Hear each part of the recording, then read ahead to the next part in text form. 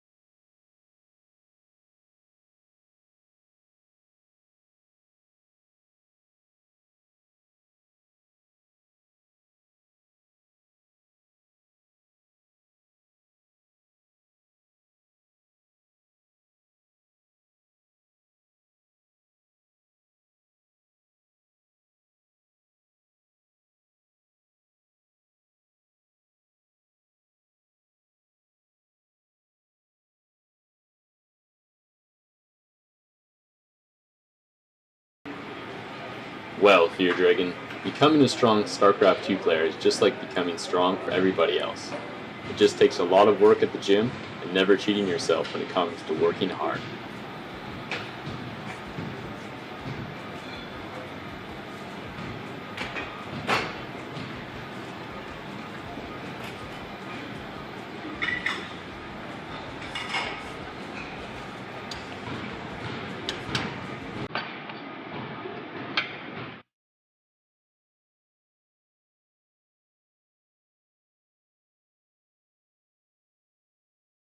My playstyle is pretty passive.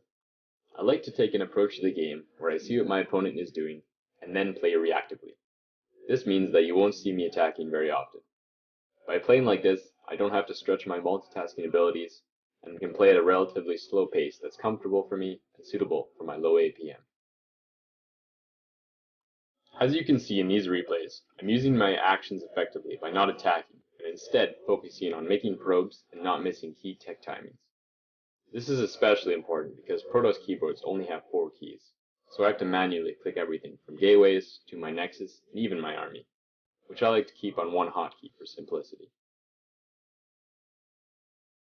Before I started playing StarCraft, I didn't realize that video games could be competitive, and I only really played video games to relax or to have fun, with my dad or later on my friends.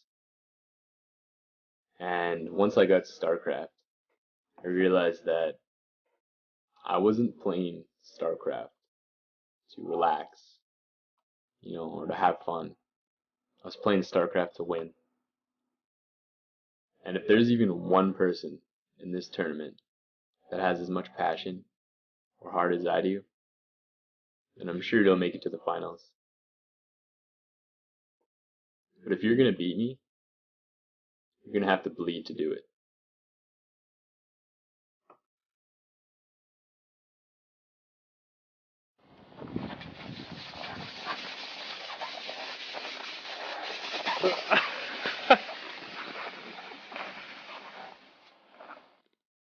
Hey HuShang, there's one more question. Why should we pick you for Breaking Out Season 4?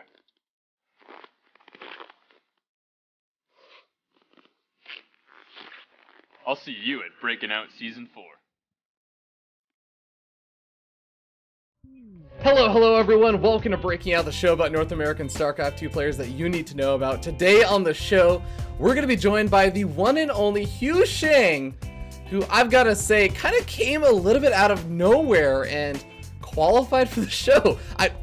I don't mean this as an offense, man, but I really didn't know much about you. So how are you doing today, man? Oh, I'm doing really good. I've actually got like a monster here, so I'm pretty hyped up. I know you're already seeking out those esports sponsorships right now, man, but calm down, all right? They'll come very soon. After you win the Breakout Invitational, I mean, they'll just be swarming in on you. Red Bull, Monster, Nestea the player as well. It's all going to be coming for you. But man, I'm glad that you're on the show because, again, like, I actually don't know that much about you, so this is going to be a bit of a learning experience for me as well. And I've got to say, all the viewers out there, you guys just saw the application video you submitted. And I want to hear, what went through your mind when you made this application video? Because I've got to say, you got a great sense of humor. I especially enjoyed the one finger pull-ups. I legitimately was just like, wow, that's really impressive. He's doing like one-handed pull-up. Wait, what's going on? The champagne bottle already ready for DreamHack, I see. Like, okay, you gotta break down this video for me. Yeah, so I saw like the breaking out season 1 and season 2 videos, and well, to put it bluntly, I wasn't very impressed. So so I made this video, and I got my buddy, and we were gonna like just do a bunch of funny things, and the pull-up was like the first thing we thought of, and then I realized that it'd also be pretty fun to like spray some champagne. So we got some bottles and like did it outside, and like we did the first one as practice. I got 2 and he got 1. Mm-hmm. And I did the first one as practice, and it was decent. And then I got the second one, and I like popped it, but then like my finger slipped, so like when I shook it, it just like all poured out. And I was like, shit, I guess we're using the first one. It's pretty bad. I guess I sort of decided. But cool, man. I'm glad that you did that, because honestly, gotta say this, all right, for all previous Breaking Out players, future Breaking Out players, current Breaking Out players, all the players that have been on the show, you definitely submitted the best application video by far. You set a new standard, a new bar for everybody else that I hope some people will step up to the challenge to meet. You did mention that you are in college. What are you studying? Right now I'm studying kinesiology, so eventually I'm gonna be a personal trainer, Mm-hmm. and just teach people how to work out and stuff like that. Yeah. Oh, cool. So are you like really into sports and like fitness and everything then, or? I used to play soccer a lot, and then I realized that I hate team games because you always have to like blame like there's so many people in a team, so like you can't depend on them. So then I got into StarCraft, which is 1v1, but I still like to be active, you know what I mean? So Mhm. then I got into just going to the gym and working out and running and stuff like that. Well, hey man, you're already building up like the reasons why people should support you. I mean, you're obviously got a great sense of humor. You can do one finger pull-ups. You're never gonna switch over to a MOBA because you can't stand teammates. It's the reasons just piling up. But that's actually pretty cool. What actually got you interested in that? I've been to the gym, and like all my friends eventually come too. So eventually I just end up teaching them, and I found that I like that a lot. So that's basically just what got me into it. And I mean, I teach a lot of StarCraft too, so I know that I like teaching. And if I'm gonna have a job, I can't have it be like at a computer, obviously, because I play StarCraft a ton. So I don't want to sit at the computer like 16 hours a day. So I'll have to do something like kinesiology, where I'm teaching people like outside of a computer. That's actually super helpful, and we're gonna have a side conversation after the show where you're gonna help educate me as someone who sits on the computer all day at work and then comes home and sits on the computer all day for StarCraft. But really cool, and I wanna ask you more about this stuff, but I'm gonna save it for the other interview segments, save a little bit for later, because you've actually got me super interested in this. But let's jump into the Protoss versus Zerg stuff, right? Because I want to hear more about your playstyle. Because I've got to say, man, I don't know if you were trolling me some more or what, but you had a very interesting description of your playstyle. We all know that Protoss keyboards only have 4 hotkeys. Is that correct? That's right, man. You got the A key, the one army hotkey, Mhm. and then you got to like left mouse click, and that's pretty much it. No, don't need right mouse click. Don't need that. Protoss don't actually ever like right click anywhere. They don't actually move command. They just A move everywhere. Yeah, that's right. A move No, through but life. I was definitely trolling. My playstyle is like exactly the opposite of what I was saying. I'm like super aggressive, and I like actually lately I've been trying to learn some turtle playstyles, but mostly I just attack all the time. Lots of immortal all-ins, gateway all-ins, and then I like throw in a bunch of macro builds. So would you say it sounds like you like to really mix it up with your builds, like the different builds that you actually throw out, which makes sense, especially in like a matchup like Protoss versus Zerg. So would you say that you're kind of not very much of, you try not to be a very predictable player then? Yeah, most of my macro builds have like 3 or 4 deviations from the macro build that turn into all-ins. So that I can like play a series where it's like I macro, and then it looks exactly the same the next game, but it's like an all-in, and then I'll play the next game after that, but it's like a different all-in, and then like suddenly it's a macro game, and they're like, what the fuck? This guy's got like 10 transitions. What's going on? Oh my god. Do you really feel like you are like an all-in-ish player? I wouldn't say I'm an all-in-ish player because I like to get far in the game, but I think the way you should be playing StarCraft is to punish your opponent for mistakes they make. And NA players, I mean, they're not like Korean level, so they're gonna make tons of mistakes. So if I get like 10 minutes into the game and I see my opponent make a mistake, I'm not gonna like go and get carriers or Tempest. I'm just gonna go kill them. So that's basically my game plan. If my opponent doesn't make a mistake, then I'll eventually get to the late game, but that doesn't happen too often. Do you feel like you have any kind of characteristics of your play in PvZ specifically? Yeah, PvZ is definitely my best matchup. Lately, I like to play it where I'll do like Sentry Stalker, and I'll just be aggressive constantly. So like push out with Sentry Stalkers at their third, and then like come home, and then as soon as I get home, I like push out again and like a War Prism and like all over the place. And that's how I like to play it. Do you feel like you've had any problems encountered where you don't necessarily have as much experience in like the late game or with like the super macro oriented stuff? Or do you still feel relatively comfortable in the late game? If it gets to like 5 base, then I'm not quite as strong as I would like, but I've been practicing that a lot lately. So if I play someone like 50 GM on the ladder, it'll be fine. But if I play maybe BioIce or Jon Snow or someone like that, then it kind of gets a little sketchy. But if you had to identify one strength and one weakness in your Protoss versus Zerg matchup, what would those two things be? I think my strength is my force fields. I do like a ton of them roll-ins, or I used to at least. So my micro is like pretty solid. Actually, there's in December, I didn't have school, so I would like wake up in the morning and do like 30 to 60 minutes of just like force fielding.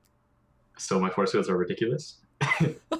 And then but now I don't do that anymore. They're pretty decent. I don't have to. And then my weakness is probably if I play a style that's not Sentry Stalker and then my opponent goes Muta, that's pretty sketchy. I always lose those games. But as long as I'm playing Sentry Stalker, then I know what to do versus Muta. So it just depends like what I'm working on, I guess. Awesome. Well, I'm looking forward to seeing actual examples of your Protoss versus Zerg as we go ahead and jump into the replay that you submitted. Guys, don't go anywhere. We will be right back.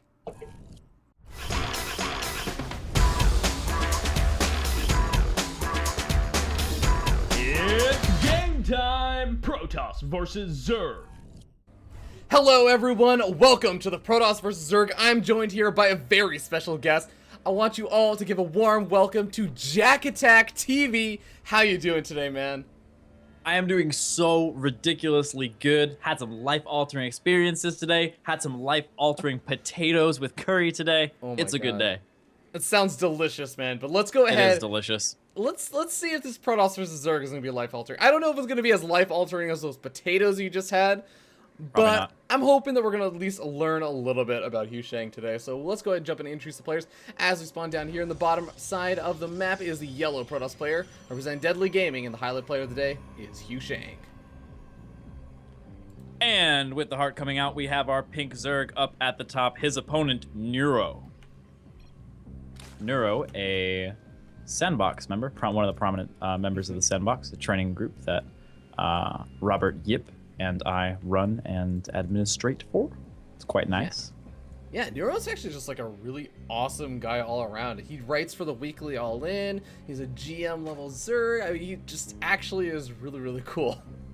And he is like the most zen human I've ever met in my entire life. Like, he does not rage.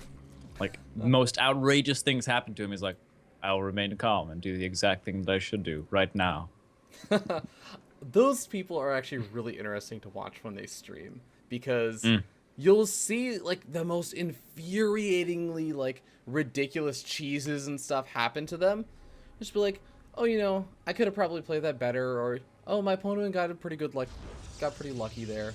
I should probably be a little bit more careful about scouting for that. Or it's like, what?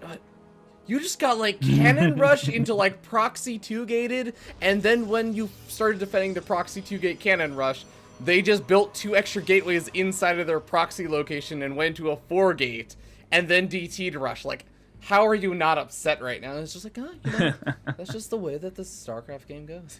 Those people are so much fun to watch on streams. Yeah, for sure. We got a Nexus first coming out of HuShang here, followed up with the Gateway. Nice little placement blocking off on the left side for Zerglings, so everything makes it a little bit easier to deal with them if they can't constantly just run around in circles in your base.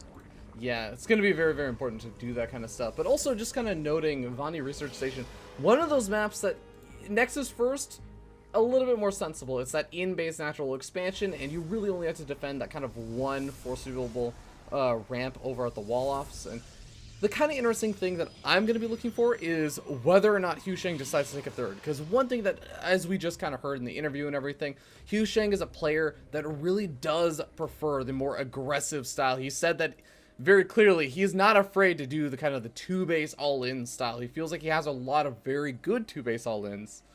Yeah, you know what's really interesting too, not to go harp too hard on the building placement, but I see a lot of players go ahead on this particular map when they go Nexus first and wall in the front to sort of prevent the information of the opponent and maybe make it more successful two-base all-in. But he's opted for this sort of almost anti-Reaper style you see a lot in TVP, where you sort of block off the sides like this.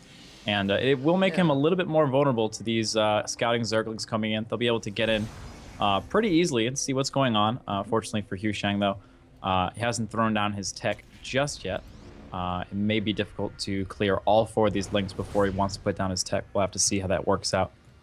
That's actually a really good point, because, I mean, if you do imagine some kind of big Zergling flood or something, then usually they end up going in around the area where the gas guzzlers are anyways, because even if you have like a stalker or something like deep inside the mineral line, or even photon cancel, whatever you end up having for defense, you can still kind of do those pickaways over at the gas guzzlers. Always feel like that's kind of one of the most vulnerable locations. But yeah, it's a really good point that maybe this would be a little bit more vulnerable against that kind of early speeding aggression. But I think HuShang is kind of just accepting some of the risks in this game. I mean, when you go for a Nexus first, and you go for like the Gateway immediately afterwards, no kind of forge or anything, I think you're kind of just saying, yeah, I'm okay with just accepting a loss if I'm up against that kind of very, very early attack. Yeah. And this is one of the really, really cool wall-ins. Even before he throws down that second gateway, that first gateway and pylon with the stalker actually make a perfect wall. It's the only way that you can wall in with just 2 buildings as Protoss, because you do need the pylon to be there. And definitely makes a lot of sense for him to be throwing it down. Gets the other gateway down as well. You managed to get the sentries up pretty quick, so very small gap in time where Nero could have abused that, but he chose to get a third of macro up instead.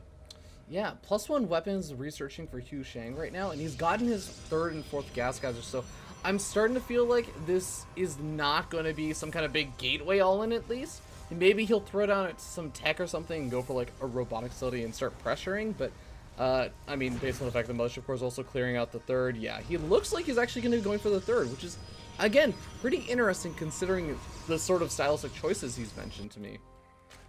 Yep, and in the meantime, the Zerg is droning up like a mad human and is up to 50 drones up. In the meantime, though, those Chrome Boosts coming down the probes, just very macro-oriented. We have 48 probes for HuShang. So, you know, pretty much even as in terms of economy goes. Again, economy is one of those things in StarCraft that is more determined by the worker count than it is determined by the base count in a lot of scenarios. Yeah, definitely. I mean, it's one of those things where even if you haven't taken your 3rd super duper early or anything, as long as you can saturate almost immediately, you can kind of still make up for the fact that your 3rd is maybe a little bit on the later side. But I think, you know, Nero's probably going to be okay with this. He went for the earlier gas geyser opening, and he's actually going for relatively fast Hydralisk, I've got to say. Yeah, Nero is a player that's known to do some Nidus shenanigans, and those are oftentimes against a Protoss involved with Hydras, whereas against Terran he usually does a more roach-oriented Nidus play. We'll see if we'll see any of that fancy stuff coming up, but Spine Crawler's down, little push-out coming. We do have a lot of sentries hanging out here, so we'll get to see a nice little showcase of HuShang's sentry control. One of the hallmarks of a great Protoss player. Really need to have that sentry control down. Throwing out I love this, throwing out the Phoenix early on so we can get a good lay of the land, where he's going to be throwing down his force fields, how he's going to be engaging. Yeah. or if he's going to be engaging. This is a pretty small force. He doesn't and... have a proxy pylon either. Oh wow. I think this is one of those, hey look, I'm moving out, be prepared for the attack. Okay, you didn't make drones, time to back off kind of moves. I think, unfortunately though, I think it came a little bit late because at this point in time, Neuro is very happy with his like near perfect saturation on all of his bases, and that would be really the time where he's gonna start cranking out the units in any case. I mean, maybe though could have prevented a potential greedy fourth. I think, yeah. Unfortunately for HuShang though, the what do you call it? Macro hatch. The macro hatch is down, so unlikely he's planning on taking that fourth.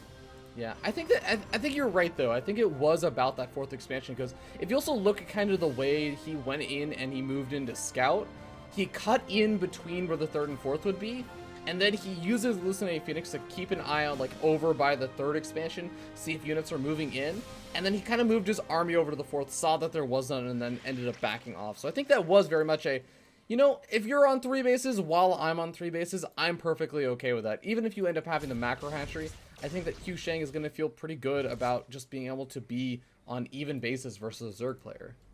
Yep, and we do have the Zerg Neuro moving out. He took the fourth base at the gold, which was scouted. Was HuShang looking at it at that moment? Not 100% sure. What he did see, if he was looking, was the drone going in that direction all by itself, and that's all he saw. So hopefully HuShang was paying attention, knows it's going. As he's moving over to the right side, I do kind of have a feeling that he knows that this is where it's at. He's going to be warping in with the proxy pylon, the flying proxy pylon, called a warp prism here. Yeah, it really is just a flying proxy pylon. Let's be honest with ourselves. In the meantime, +3 coming out for the Protoss. HuShang really staying on top of his upgrades here. Yeah, he went for that relatively early forge, considering he went for the kind of the gateway expansion with the Nexus first, and he's just been able to get those upgrades out insanely fast. I mean, in comparison, look at where Neuro is. He's starting +2 weapons, and +3 weapons is going to be halfway finished right now. That's actually kind of insane. But here comes a really big attack. He's going to be able to easily cancel this fourth expansion. And I love this, because HuShang knows that the War Prism actually got scouted. So look at where Nero's army is. It has to deal with that Warp Prism, so he moves into the fourth, which is actually a really difficult location to defend. I kind of like the positional play from HuShang here. Yeah, absolutely. One of the more difficult things you can do is respond to a push at the front and drops at the same time. How to split up your army and all that kind of stuff requires a lot of experience and a lot of practice to really get that right. It's a very difficult thing to do, and HuShang just sort of capitalizing on that. Neuro not splitting perfectly in that. Actually, not splitting at all. He sent his entire army back there. Really nice positional play by HuShang. Yeah. Finally, we end up seeing Neuro trying to retake that fourth expansion, as well as kind of double expanding over to his fifth on the left-hand side of the map. And I do like this play, actually, from Neuro, because it's kind of like, it's sort of like what HuShang just did, where you do attacks on two different angles, but almost like a defensive version of it, where you take 2 bases on opposite sides of the map, and you know that the Protoss army is not an army that can be easily split up, unless you're like using a War Prism or something. But in the meantime, we do have a bit of a drop coming in from here in the War Prism. The Zealots are firing off their beautiful, beautiful Psy Blades into the carcasses of the Zerglings. However, they're very easily dealt with, not too much damage dealt overall. But yeah, like you were saying before, that expand to both sides at the same time has been a thing for a long time. I remember it particularly on Jungle Basin back in the days of Wings of Liberty. It was really there was really no other way to to take a third. You could not take it. You just accept. Okay, one of my bases will make it and one will not. I'm sorry. You know, you have 2 children. One of you must die. I'm sorry, but it is the way of our people. Definitely an old that's kind of the way it is. In Brood War also, a lot of Zergs would end up doing that. Or at least I would always hear Day 9 talk about that in his old dailies and everything. But, you know, HuShang finally has a pretty scary looking army. I mean, he's got Colossus, he's got some High Templars. The High Templars do actually have enough energy for Storm. Storm's going to be finishing up in a matter of seconds as well, so it's really and here we go, coming in from the side. The positioning of these, these Vipers are caught out of position. He's going to be engaging without his Vipers for a second here. Oh my god, Neuro! Really nice force fields. Oh my god, the Storm! Well, Jack, I think that HuShang took a pretty favorable engagement over there. The force fields just ate up a lot of that Zerg army. Now, luckily, Neuro does have a lot of roaches coming in to reinforce. Oh no, Neuro, not again, not again! twice in a row, getting caught out of position. Really difficult. First, taking the engagement without his Vipers. Secondly, sort of one of those pathing issues where if you just move somewhere, if you move command somewhere, sometimes it's split up. In the meantime, he's going to be going for one of those fourth bases.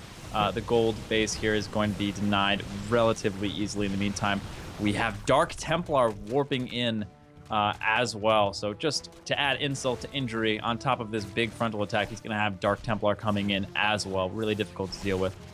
Oh man, that's going to be very, very annoying. And this ZT even killing off a couple of those Hydralisks. Not actually going for the mineral lines right now, as it looks like HuShang's just kind of focusing on that front. And this is once again that kind of 1-2 punch. Pull the entire army over into the main base, and guess what? An awful position. If he tries to walk down that ramp, he's going to get stormed or force field or both. I mean, he's not even going to wait. He's going to be like, all right, I'm not even going to wait for you to come down this ramp. I'm just going to storm you while you're up there. All right, he's making the move. The big concave is for the Zerg, but those storms are absolutely devastating. Super performance. Well done in the style of Neuro, and HuShang takes the game. GG, and a really interesting style there from HuShang. I mean, to be entirely honest, I think it was a pretty passive game for the most part at the beginning. But at the same time, it was passive in the sense that we didn't see a big engagement until I think around the time both players had taken their fourth expansions. But at the same time, like, I think that HuShang was constantly moving out on the map. He went for the early kind of pressure to force out some units on when he like had the 3 bases. He had a handful of sentries. He was being active with a War Prism. He was pushing in and kind of using positional advantages. And I think it actually ended up working out pretty well as an aggressive play that didn't actually need to kill things to do damage. Yeah, it was just a building on a few small tactical plays, denying, actually, just sort of preventing the fourth base was really what this game was about. In a lot of it, pretty much most of the game was about HuShang denying that fourth base from Neuro not really being able to do anything about it. Yeah. But with that being said, guys, we're going to learn a little bit more from HuShang himself about this game as we could jump into the analysis segment. Don't go anywhere. We will be right back.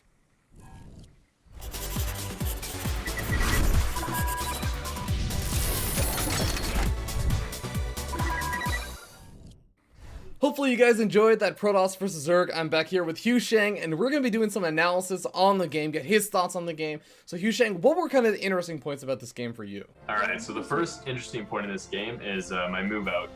And it's especially important that you watch this Phoenix, because this Phoenix is checking for any speed beams that the Zerg would make.